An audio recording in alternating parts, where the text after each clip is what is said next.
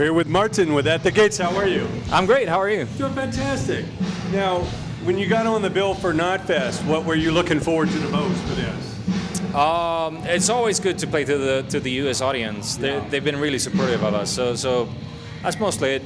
And always some warm weather in October. That's good. Yeah. It's not quite this warm in other parts of the world right now. True. Yeah. But we are going to Australia next, so it's probably going to be even hotter. Oh, so. you got their summer when it's like January. Yeah. It's starting to be. They're approaching summer. Yeah. Now, at what age did you get involved in music? Who were your heroes coming out?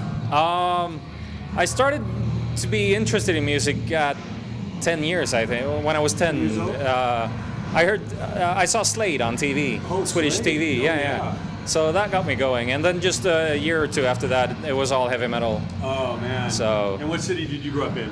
It's a small city called Eskilstuna, about an hour outside of Stockholm. Oh wow! Okay. Fantastic. Yeah. And how did the band come together? How did you meet the other guys? I wasn't in the band from the beginning.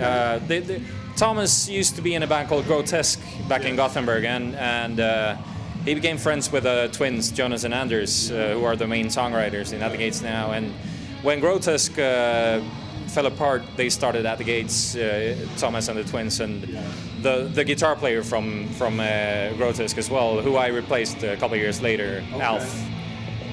So that's, I guess that's it in a nutshell. Yeah. Sure. So you were a fan of the band before you had the opportunity to join? Exactly. Yeah, I was. Fan and pen pal of the bass player. So. Oh, awesome. And what was it that you brought to the table you think they were looking for?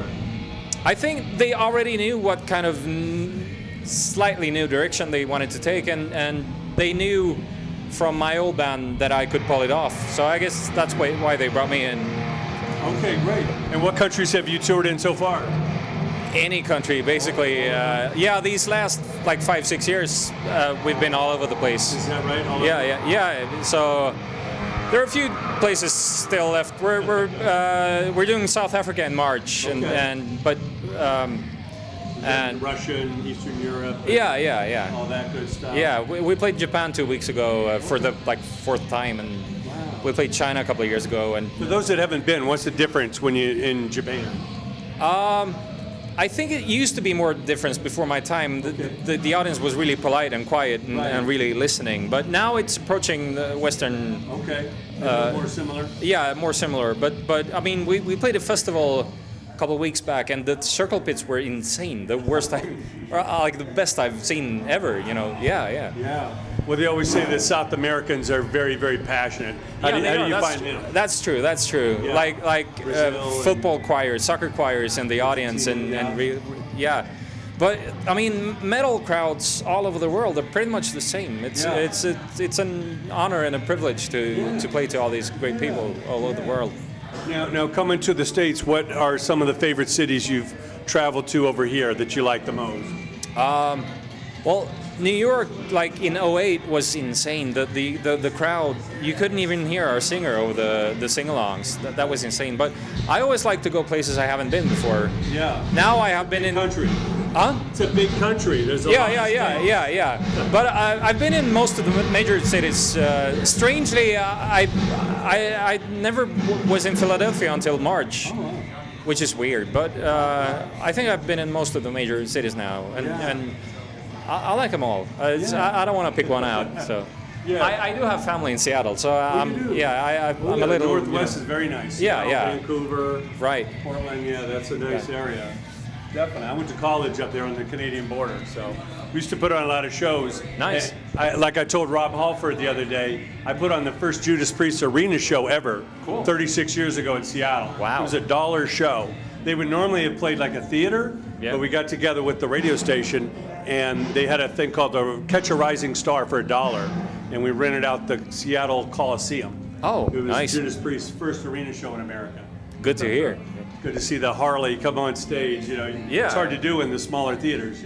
Yeah. Definitely. So what's coming next as you approach the next album? What do you think's in store for the band? No plans at all at the moment, except for we're booked until August already. Oh, wow. So once that slows down, we'll see. We're not going to push it. Hopefully we have more music in us, but we'll see.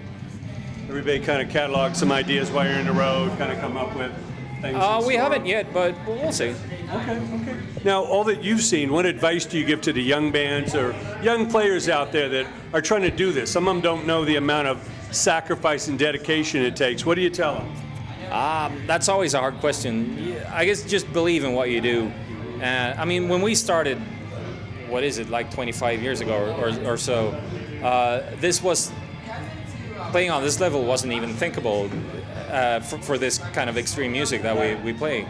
So, you know, don't take anything for granted or just don't dismiss any ideas because they're unreal, because you never know what's going to happen years from now.